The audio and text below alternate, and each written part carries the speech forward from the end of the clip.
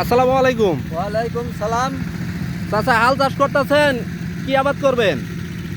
জ্বালা পারবো, জ্বালা ভালান রাখবো, জ্বালা বীজ। এটা রোপণ করার প্রথম পদ্ধতি কি কি? প্রথমে আপনার জ্বালা খেতাকে তৈরি করার লাগে, হাল চাষ করার লাগে। হাল চাষ করার পরে তৈরি হওয়ার সময় গাছ পোকা মারার জন্য তার মাটির নিচে যে পোকাটা থাকে ওই পোকাটা মারার জন্য ওইটা এক বিষ আছে, ওই বিষটা প্রয়োগ করি আমরা চাষের সময়। প্রথমে কোন বীজ প্রয়োগ করেন? প্রথমে পোকা মারার জন্য যে দানাদার বীজটা। বীজ, এটা দিলে খেতে যে ছোট ছোট পোকা থাকে সব আর উৎপাত করতে পারে না। না ওটা হয় না, যাতে ওই কোনো জানা হয়, মানে শিকড় যাতে না কাটতে পারে পোকা। এই জন্য দেওয়া হয় এটা। এর ছাড়া আরো কোনো বীজ প্রয়োগ করেন? তারপরে এটা হলো জ্বালা ধান জ্বালা ফালানোর পরে মাটিতে রোপণ করার পর যখন ওটা ফালানো শেষ হয় তারপরে একটা বীজ দেওয়া হয়। ওই বীজটা আগা সাজ যাতে না হয় সেই জন্য প্রয়োগ করা হয়। ধানের চারাগুলো যাতে শক্ত পোক্ত থাকে, হ্যাঁ এই জন্য দেওয়া হয়। এবং তোলার সময় যাতে খুব ভালো থাকে এই জন্য। আপনি কয় কেজি ধান ফালাই যাচ্ছেন? ধান আমার হচ্ছে 20 কেজি ধান। 20 কেজি? 10 কেজি হইলো 16,020 নাকি ওইটা 16,019 ওই ধানটা। আর হইলো বিনা 7 না, এবার বিনা 7 বাদ দিছি, দিয়া বিনা 17 ফলাইতে। বিনা 17? বিনা 17। 20 কেজি ধান কত শতাংশের মধ্যে রোপণ করবেন?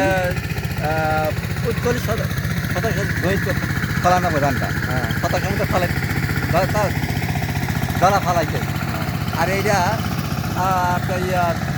20% 10 বিঘা থেকে 15 বিঘা লাগানো। 15 বিঘাতে রোপণ করা যাবে। রোপণ করা যাবে। ওই যে ধান ওই যখন বড় হবে তখন চারা তখন লাগানোর উপযোগী হবে, ওই সময় লাগান লাগে। এই হাল চাষ করবেন মানে কয় চাষ দিবেন? 2টা জন লাগবে না।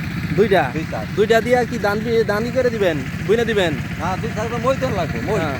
মইয়ের পর এক চাষ মই দিবেন? হ্যাঁ, সমান করার পরে সমান করে ধান ফালানোর পর তারপর আবার টুকরো করে একটা চাষ জন লাগে দিয়ে তারপর আবার বইতে জন লাগে। এইবার জ্বালা এই জ্বালা কতদিন পর রোপণ করেন? বয়সকাল? বয়স এ লাগবো 30 দিন লাগবে। 30 দিন পর রোপণ করার উপযোগী হয়। 30 দিন। তো মাটি কি এখন শুকাইছে? একটু সকাল সারে নাই, একটু পরে ফালামো। মাটিটা ঝরঝরা হওয়ার পর তারপরে ফেলা। রোদ্রে কতক্ষণ থাকলে মোটামুটি শুকাবার হয়? ঘন্টা 2 ঘন্টার মতো শুকাইতে হয়? 2 ঘন্টা 2 ঘন্টা শুকান লাগবো। তারপরে জ্বালা বই দিয়ে তারপরে ফেলার লাগবে। আচ্ছা, আপনাকে ধন্যবাদ। পরবর্তীতে আবার আপনার সাথে আমরা আসতেছি। আসসালামু আলাইকুম। ওয়ালাইকুম আসসালাম।